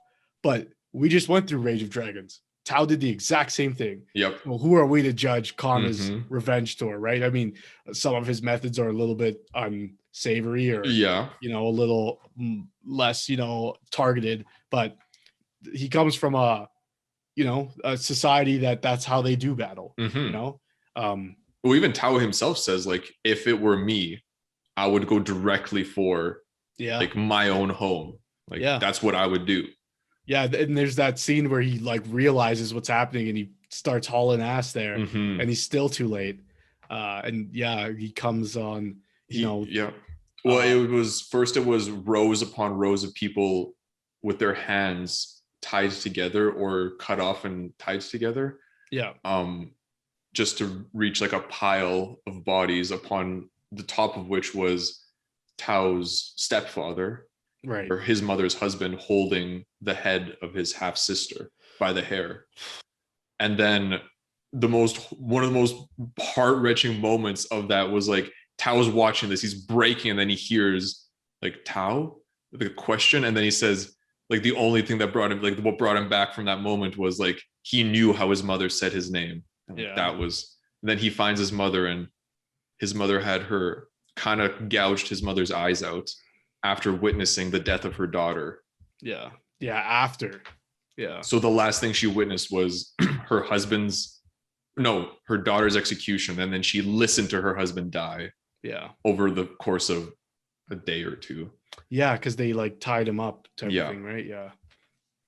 Brutal. Horrifying. Absolutely horrifying. And then the yeah. interactions between Tao and his mother, like when they're alone for the first moment. Yeah, and like there's almost like no love. Yeah, like I mean, she literally says to him at one point, like, "Do this so I can hate you less." Yeah, yeah, and obviously, like there's love between Tao to his mother, right? They like even in Rage of Dragons, there's a tense relationship between them, but you know he lived with his father and all that kind of stuff, but he still cares for his mom, and it's this really toxic, abusive thing. Yeah. In Fires of Vengeance, where like she just wants vengeance. Like again, that same cycle of vengeance. It's just like, I mean, that's why the book is titled this way, I guess. But yeah. I mean, even how she says like make it worth it. Like use what you've gotten, like this power you've gotten, like make it worth something. Like make all the cost worth it. Essentially, she's saying like avenge the killer of my daughter and my husband, who were my world. She says, like they were my entire world. Yeah, right next to Tao, standing right next to her. She says that. Yeah. And then there's the power play where she's like using his new status, where she calls herself like champion mother to like over essentially like shut Hafsa down. Yeah. After Tao was injured. And that confrontation she had with Naya for just a moment, where it was like really subtle, but like Naya essentially says like to Hafsa, like escort like the champion's mother, and then she says it essentially along the lines of like, I wish to become what you are, like I admire you, but it's like such like a like a double-sided, like veiled passive aggressive type of like it's like, and even Tao says like he understood why she wanted to be there, because she wanted to like get to know the players of the game, and like where she could fit in, how she could get her place in it. even after this terrible thing has happened to her, she's still, you know, playing into this caste society, like, you know, trying to elevate herself for vengeance, obviously after suffering this terrible thing. But it's just like, one of the characters I just hated, like so well written, but just written in a way that was like, I fucking wish you weren't here. You're making it so tough for everybody. I'm really glad that dynamic is continuing on to the next books. Like I'm really excited to see where that will go, because I've like, the one thing I wanted from after reading the Rage of Dragons was to see Tao interact with his other side of his family, like his mother. Unfortunately, he'll never interact with his half sister and his stepfather because of what happened to them. But and then there's also like the Jabari, you know, again, never forgave Tao for killing his brother, and confronts him at one point and tries to kill Tao. And Tao's like, what are you doing? Like, you can try, like, I'll stay here all night. You can try to kill me, but they fight dozens of times in Isihogo. And Tao kills him again and again. So much so, I think they get woken up, because they do this all night. They get woken up by some like Ihashi that comes and's like, is he okay? Like Jabari's just like in a pool of blood, like passed out. Tao's like, yeah, he's fine. We'll be there. And the way their relationship, essentially the way they leave it off, is like Jabari saying like, once I believe once I'm strong enough to defeat you, I'll come and kill you. And then Tao says like, and I like that addition, like Tao says, once you believe you're stronger than me, we'll fight again. Like I it's sort of like a Naruto Sasuke thing. But I think it's cool because it acknowledges Tao acknowledging that there has to be an end of the cycle at some point, and he's contributed to it. He can't escape it. Which is different than Naruto and Sasuke, because for people who might not be familiar, Naruto thinks he can end that cycle by, you know, stopping fighting, but Tao is very much like, yeah, that's fair. I killed your brother. I'm responsible, because in that attack by Kana, I think the rest of Jabari's family's killed as well, right? Yes. So he's like, yeah, I killed your brother. I'm responsible for your family dying. It's fair for you to hate me, but Mhm. I'm also the reason why you're able to do what you're doing. So, Yeah. when you feel the time is right, yeah, take a shot. But Yeah. And I'm not gonna pull there's the punches. very real scene also where like he tells him like whether because he kills him by like caving his head in, I believe. Tao kills Jabari's brother that way, Yeah, and it's like a sneak attack where he's like in his yeah, he sneaks in through the window, and yeah. I think it's not wholeheartedly a sneak attack because at some point Jabari's brother becomes aware that Tao's there and Mhm. tries to kill him, and then it ends in him caving his head in, Yeah. and then the housemaid or handmaid or whatever of the house, she's like, I'll lie, like I'll just say he was too drunk and fell down the stairs, Right. and that's what Jabari believed the whole Mhm. time. Yeah. And then Tao says like if it hadn't been like that, like any way it would have happened, like your brother would have died by my hand. I Yeah, promise you that. Like yeah, like and he like accepts it. Like it's so real. Like yeah. And I think at the end, towards the end, Jabari accepts, like, yeah, I know my brother was a piece of shit, okay, but you didn't have to kill him. yeah. And Dal's like, I did.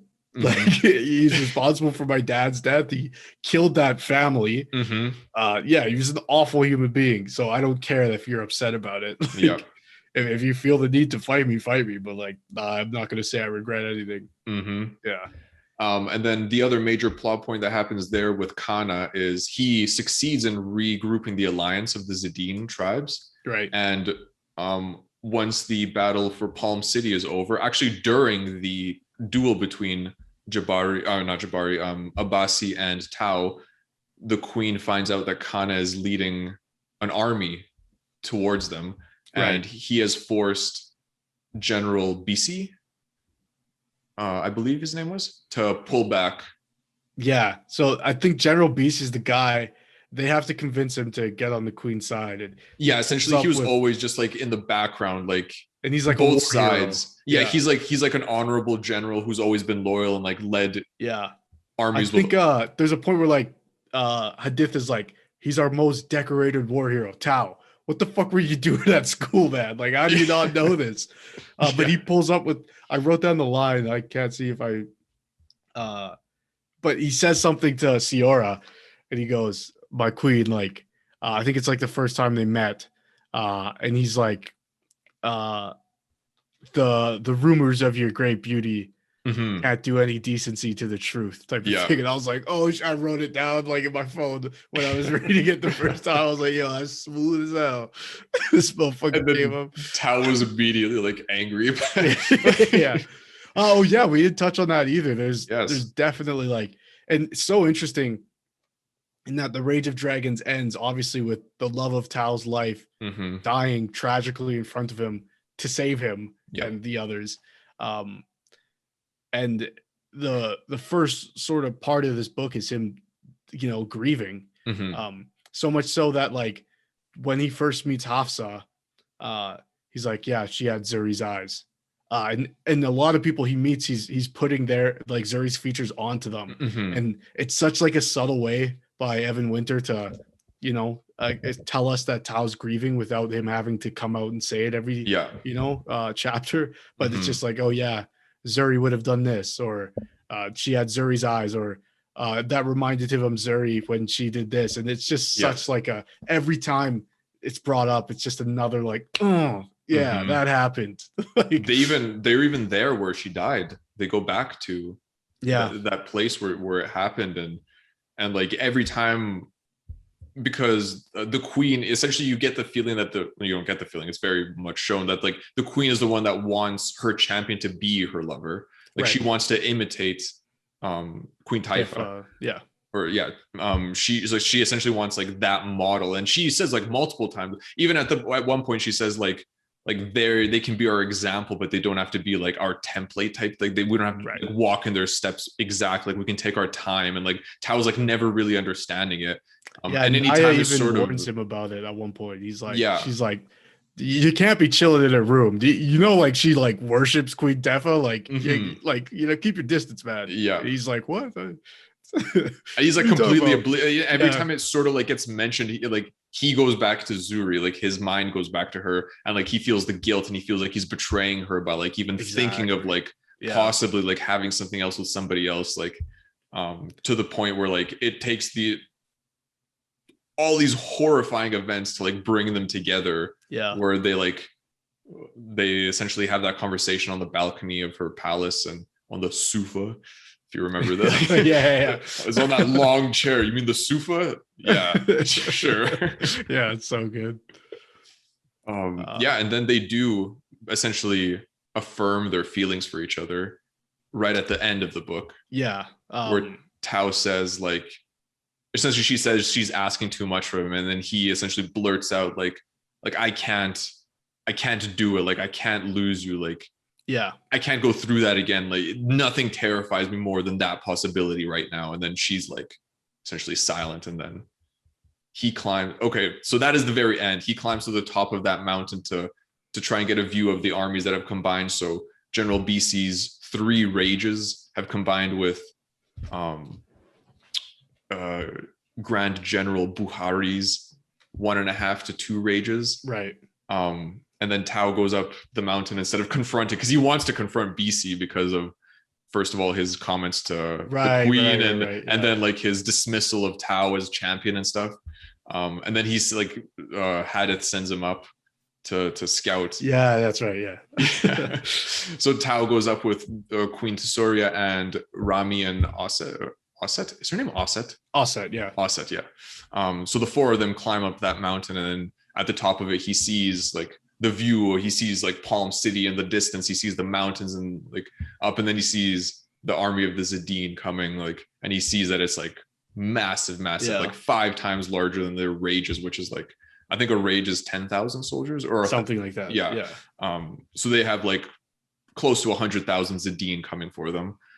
With like riding war lizards, and like like other creatures that he thinks have more legs than 4. It's like, what's going on? Like, and that is where they affirm their, because again, what's been happening, Tao fights a demon in Umblala.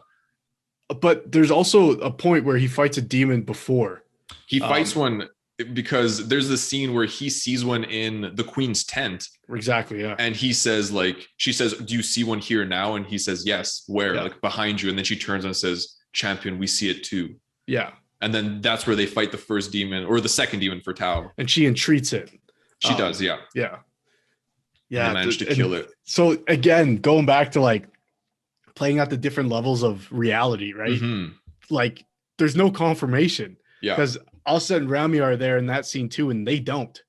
Like I think they're like sort of involved in that fight, but by the end of it, they can't see the demon at all. Yeah. And then again, Tao fights that one at the end of the book, on top, and then he's tripping, and so he like runs back down, and has the moment with the queen. They kiss, but he feels like he's being watched or something.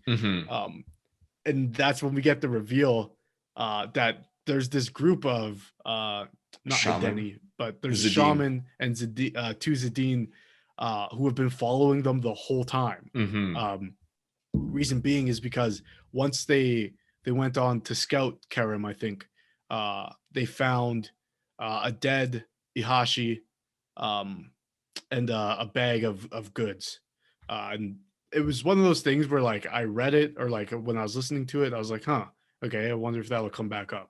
And it never did. And I was like, towards the end of the book, I was like, oh, that was weird. Like, I wonder how that guy died. And then like, at the end, it was like, yeah, sorry, this guy panicked and killed your guy, and we've come to apologize. It's like, what? Yeah. Why?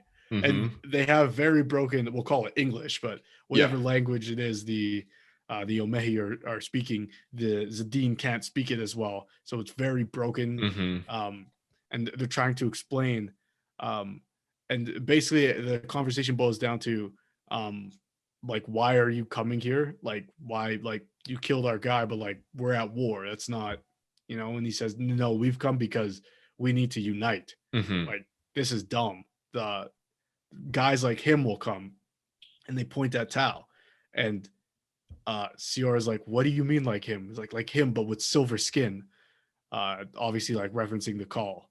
And then yeah, that's where the book ends. Yeah, the book ends with her saying like, the call, they found us. Yeah. And like, to me, it's like, what does that mean? What do you mean like Tao? Like, what about him? Like, yeah, that, and I was like, okay, so let's get into some speculations now. okay.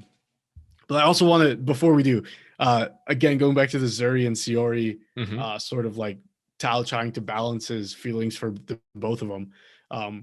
She asks him like, oh, like, what do you think of my room at one point, the first time he goes in? He goes, Mhm. oh, it reminds me of the rooms at the Southern Isikolo. Like, she's like, oh, you're not allowed in there. And he's like, yeah, I was visiting a friend. She, she keeps pressing like, which friend? Is like, Zuri was, uh, and she asks like, so what was it between you? And he doesn't really have an answer. And she says, well, what is it now? And he says grief. And it's just one of those, Yeah. another one of those scenes where it's like so heartbreaking. Mhm.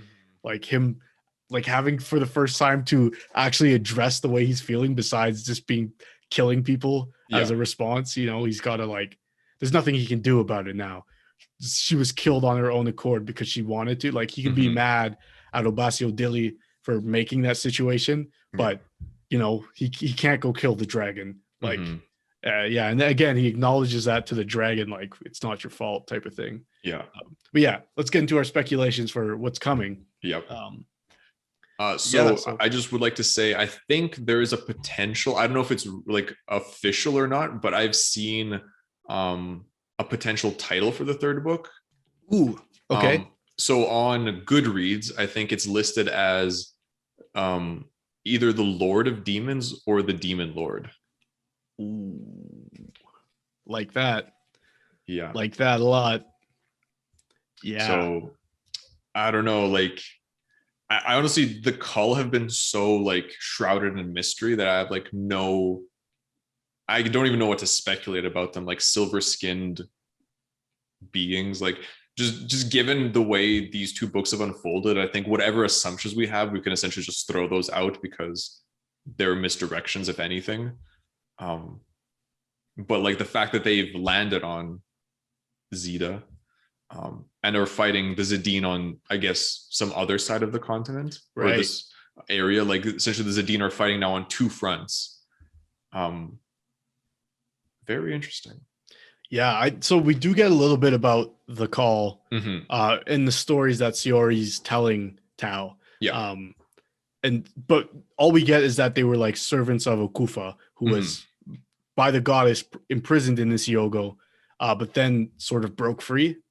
Um, and the whole time the world had gone on living, but the call, just their rage towards Ananti and her worshippers just kept, increasing. Mm-hmm. So that when they do finally come back, that's why they waged war so heavily on the Omehi and then the nobles and anyone else. Mm-hmm. Uh, like humanity basically just stopped looking towards the lands that they had banished the call to, Mm-hmm. and Yeah. in doing so, had let their guard down and then were massacred by the call, which led up until where we are now with Queen Tefa and everything having to come to Zeta. So now that the call is on Zeta, terrifying. Yep. I don't know what they are. I don't really have a guess. Like the silver skin thing throws me off. Mm-hmm. Especially if they're servants or worshippers of Ukufa, who obviously like the demons of Isiogo, you would think are. But now I'm starting to believe that like Isiogo is just a different reflection of reality, right? Mm-hmm. Like obviously we see the demon lord down there. Yeah. So is that Okufa? Like, I'm not sure. Like if it was, that would be really cool. like, and then obviously like him being the title of the third book would be Yeah. sweet. But makes sense if like he's not fully out of Isiogo, and maybe like the way he looks there is different than how he might look if he was in Unlaba. So Mm-hmm. maybe that would be cool too. But yeah, I don't know what to expect for the call. I don't expect them to be sentient, Okay. but I would be like blown away if they were. Oh, I think really? that would be like really, because I think for me they strike me more like the whites from Game of Thrones or the White Okay. Walkers even Sort in of like a that. hive mind. a hive mind and non or like a few like leaders that essentially like dictate the entire sort of like the race. demons in this Yogo, like with that demon lord, like how he Right. just non-verbal, had the command of all those other demons down there. I imagine something like that, but I'm perfectly fine with being wrong there. Yeah, absolutely. Because both things are interesting to me, Mhm. and just the fact that they're shrouded in so much mystery. Yeah. Yeah, and I also really want to see what the, I guess, reaction or the consequences are to using dragons in the way, like at what point is that not going to work anymore? At what point do the dragons fight back? Yeah. What would that look like? Are the dragons sentient in a way where they could communicate with the Omehi, reach some sort of agreement, or are they just at this point now like, you've gone too far again, continuing that cycle of there won't be peace, you've taken this too far type of thing? But even like, what are the dragons? Like, are they from Umblala? Are they from Isihogo? Because I mean, if you think about some of their characteristics, it's very much demon-esque. Like we haven't seen any other creature that would like suggest that these types of animals or creatures exist in Umblala. So the only thing I would say I disagree with that is the fucking 8-legged lizard things. Like, right, that was, well, first of all, he saw lizards, like large lizards they were riding, and then he thought he saw other creatures with more legs, but he couldn't be sure because they were so far. Right. He said like hit my eyes might be playing tricks, that type of thing. But I think in the was it the prologue of or the epilogue of Rage of Dragons, where we get all the the first battle at the Fist with Queen Tefa and Siori. In that battle, I think there are those giant lizards there as well. They have like 8 legs. I could be remembering wrong though, but I'm pretty sure they might be mentioned there. But those things, but even still, like giant lizard is still like, if there's giant lizards, those lizards could adapt and have wings at some point in this world's history. But there's still like so many mythical elements about it, like the fact that their blood essentially is like a pure poison, that it's like scalding hot, that like their scales are indestructible. I hope you're right, for like I just feel like there's something there, just the fact that there's so much of this like dragon symbol. There has to be, to me, there's some like deeper connection. There's like something more about these dragons that like I agree.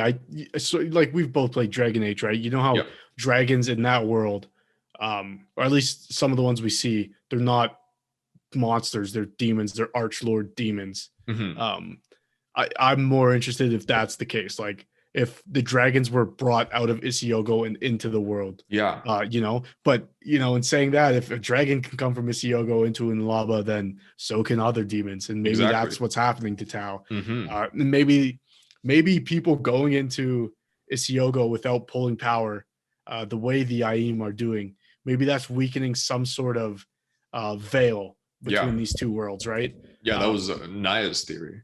Right. So, I mean, maybe like those particular individuals are the ones that are creating those tears, and those are the ones that are being haunted in the way where like demons are actually hurting them in Laba. And maybe a hint to that being true is Essie.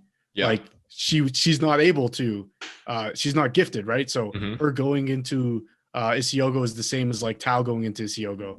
So maybe she created a tear in the veil, which led to that voice in her head type of thing.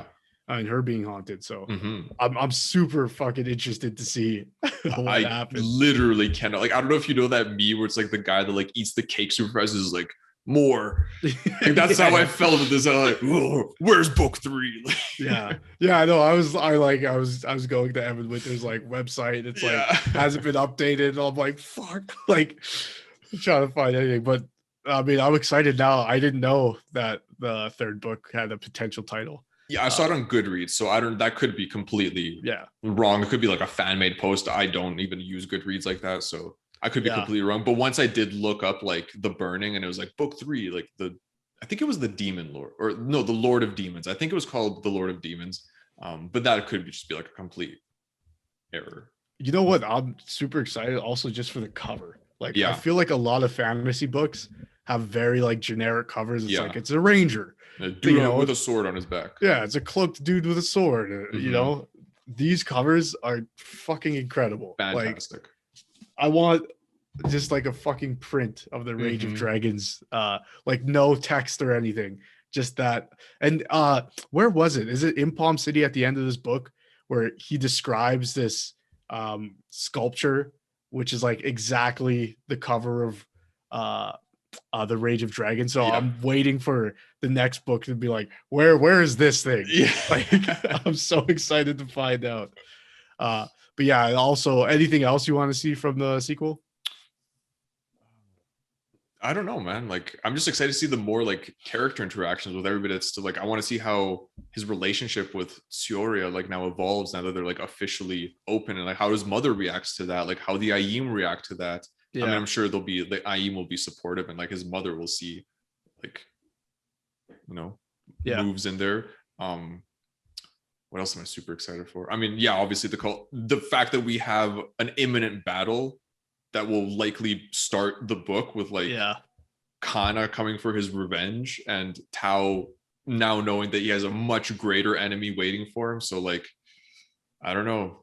That's why I said like this book took literally like everything that was fantastic about the Rage of Dragons, elevated it, and then built upon it and like expanded. It's just like literally like a masterclass in writing and like like agreed. I can't think of like a flaw to this book.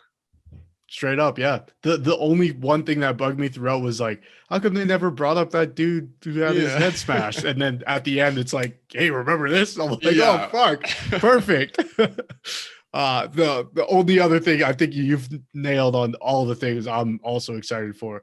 But I think at some point we're gonna get a Temba Outset relationship. Begrudging, you know. Yeah, I love that. I love their dynamic. Yeah. I also want to shout out to this art behind me is fan art of Queen Tefa. Obviously, this is a dragon. She's entreated. This is by Angela Tubbs. So A Tubbs 74 on Twitter. It's really cool. Actually, Evan Winter retweeted this at one point and thanked her for bringing this. And I mean, it's beautiful. Yeah, I love fan art. Yeah. And then I think the one you have behind you there was the original cover of Rage of Dragons. Because Evan Winter self-published the Rage of Dragons before he was signed by Orbit Books. And this was the cover. And it was made into a GIF, which looks insanely super cool. Yeah. You can, if you type in Rage of Dragons on Pinterest, it'll be one of the first ones that pop up. I can't remember the artist, but I think they're Serbian. He was a Serbian guy. I found his page. We'll link it in the description. Yeah, I'll put it in the description for sure. But yeah, so I think that'll do it for Fires of Vengeance. Obviously, you and I could probably gush about this book for another couple hours, but easy. We'll spare the data that'll take. But we'll let you guys know here if you want to read along with us, as it were.